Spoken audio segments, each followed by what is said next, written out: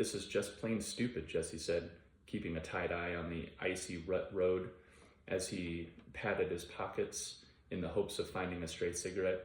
Stupid or not, Isabel replied, his mind's made up. She still wore that confounded panda cap he'd bought her, hadn't taken it off since first putting it on, and it made it hard to be mad at her. Jesse slowed the truck down to a crawl as they forded a small creek. He shook his head. They'd been lucky on the highway. The only traffic was 2 out-of-state semis, but it was early. Traffic would pick up soon, and there was no guarantee their luck would hold when they tried to head back. He's gonna get us killed. This is stupid, stupid, stupid. He can be a hard one to figure sometimes, Isabel said, talking murder one minute and then crying over some dead birds the next. Well, one run-in with those wolves was enough for me, Jesse glanced into the rear view at Krampus and the Belsnickels sitting beneath the torn-up camper shell, all of them watching the woods, searching the trees for any sign of the wolves, Santa Claus, or who knew what else. The Belsnickels held everything, from spears and knives to a machine pistol, while Krampus clung to the sack like a child to its blanket, his eyes drinking in the scenery. They came across the video game boxes scattered all across the dirt road, and Vernon tapped the glass. Krampus wants you to turn around. He believes we've passed them. Jesse found a wide spot, turned around, and headed back slowly down the mountain. About a quarter mile later, Krampus raised his hand. Jesse gently tapped the brakes, careful of the ice, and they rolled to a stop. He wants you to turn off the engine, Vernon said in a hushed voice, as though the wolves might be hiding under their truck. Jesse thought this was a bad move. He wanted to be able to stomp the accelerator and go, should either of the wolves appear, and you couldn't always count on the old V8 to start right up, even when it was warm. I don't know if I... Shush, Vernon said, putting a finger to his lips. He's listening for them. Jesse rolled his eyes and shut off the engine. Krampus slid out of the truck, followed by the Belsnickels. The Shawnee wore their pistols and knives in their belts and held their spears at the ready, scanning the woods in all directions. Vernon walked up to Jesse's window, fiddling with the converted MAC-10 he'd brought along, oblivious to the fact that he was pointing it at Jesse while he did. Hey, he whispered, how do you cock this thing again? Jesse pushed the barrel toward the ground. He had little faith in Vernon's ability to use the weapon without shooting himself or his pals. He just hoped he wasn't anywhere near the man when he decided to use it. When you get ready to use it, slide this bolt back. Jesse had never shot a machine gun pistol before, but it was a simple enough gun. By the way Vernon handled it, he wondered if Vernon had ever shot any gun before. Don't pull the bolt back until you're ready to shoot, or the gun could go off in your hand. Vernon pulled the bolt back. No, Vernon, not until you're ready to shoot. I am ready, Vernon said, inadvertently pointing the gun right at Jesse as he did. Shit, Vernon, Jesse snapped, shoving the barrel away from his face. Look, man, you gotta watch where you're pointing that thing, okay? Oh, yes, I'm sorry. Krampus and the Shawnee stood at the ledge, scanning the gorge below, when a low howl echoed up the valley. Jesse's skin prickled. It sounded nearby. Makwa sprinted up the road a piece, stopped and pointed below. They found something, Vernon said. Let's go, Isabel said, and started to get out of the truck, stopped and looked at Jesse. I'm good right here, Jesse said. Isabel shook her head. I don't think so. Jesse let out a grunt, put on the emergency brake, and climbed out. Look, ain't someone gonna at least give me a weapon? No one paid him any attention. Fine, he said, and followed Isabel and Vernon to the ledge.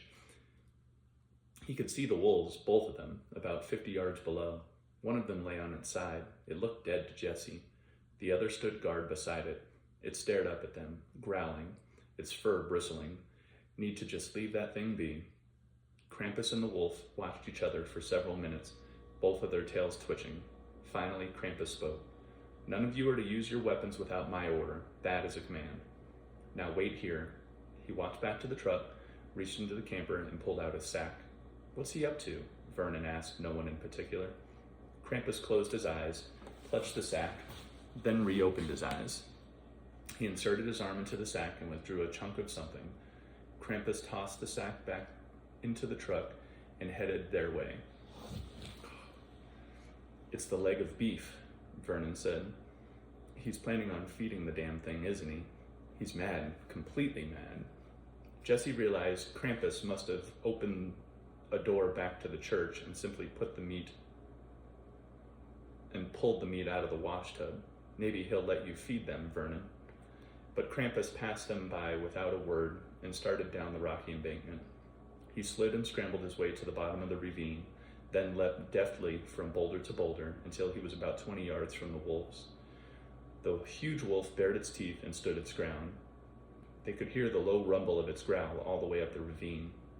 "My friends," Vernon said, making no effort to hide his pleasure in his voice, "Lord Krampus is about to be devoured before our very eyes." The Shawnee cut him a dark look. "Don't even frown at me, you bunch of heathens. Not everyone is having a gosh darn good time here. God or not, he has finally gone completely cuckoo." Vernon smiled. "Sooner he's dead, the sooner I get to wake up from this nightmare." Krampus took a step, then another, slowly moving closer and closer to the wolf. The wolf showed no sign of backing down, its growl increasing in volume.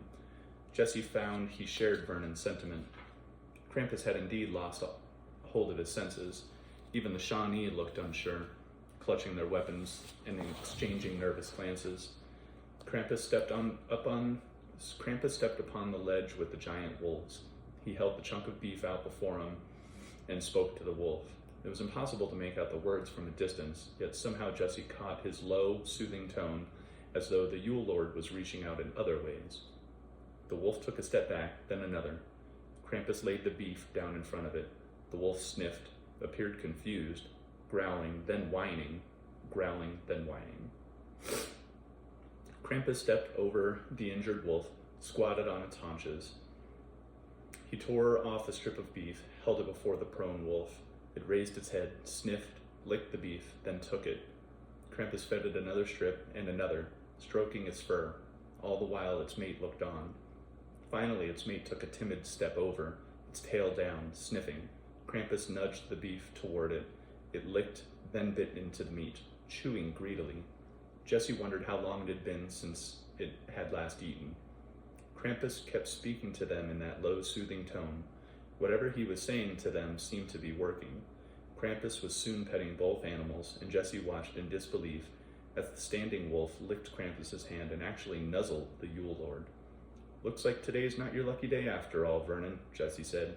"Yes, it appears madness wins," Vernon said with a sigh. Krampus stood and waved to them. "Now what?" Vernon moaned. "He wants us to come down," Isabel said. "I got a good idea he's going to want us to tote that lame wolf back up to the truck." Vernon let out a long groan. The Shawnee started down, but Isabel paused. "Vernon, need you to stay put and watch the truck.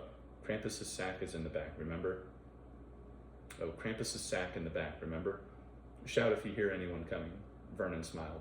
"That works for me." She glanced at Jesse. "And don't let Jesse out of your sight." The four Belsnickles slid down the embankment, made their way over to the boulders, and cautiously approached the wolves. Jesse blew into his cupped hands, trying to warm his fingers, then shoved them into his pockets. He felt the keys, and his heart sped up. He'd forgotten he had them. His mind had been on the wolves. If and when they were going to leap out of the trees and rip them all apart. In his fear and excitement, he didn't even consider escaping, and now realized he wasn't the only one preoccupied, that no one had thought of the keys either. He snuck a quick glance toward the truck. It sat there just waiting for him to run and jump in. He considered Vernon standing there on the ledge. One quick push is all it'd take. Jesse clutched the keys. "Might be my only chance."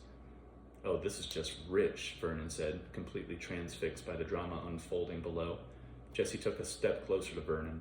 Vernon looked at him, and Jesse froze. "What are you doing?" Jesse opened his mouth, couldn't find any words, shrugged. "Well, here, look, you're gonna miss it." The standing wolf bristled at as the Belsnickles neared, began to growl again. The Belsnickles stopped in their tracks. "Just hate to see one of them dunder-headed savages get their arm bit off," Vernon chuckled. "Why, that would be just horrible." Jesse looked at all the rocks and roots below. He sure didn't want to kill the man, just get away. Sorry, Jesse thought, and gave Vernon a shove, catching the Belsnickle completely by surprise. Vernon flew off the ledge, and Jesse didn't wait around to see what happened next. He dashed for the truck, leapt in the door, and slammed the key in the ignition. He turned the key, the engine whined, then nothing. Jesse pictured the Belsnickles all scrambling up the ledge. He knew he only had seconds. He tried again, lightly pumping the gas, trying not to flood it in his excitement. This time the engine turned over, the muffler coughed, and the black smoke shot out the back. Jesse slammed it into gear and punched the accelerator. He bounced down the rut road. Howls came from somewhere behind him. He dared not so much as glance back, all his attention on keeping the truck from sliding off the icy track.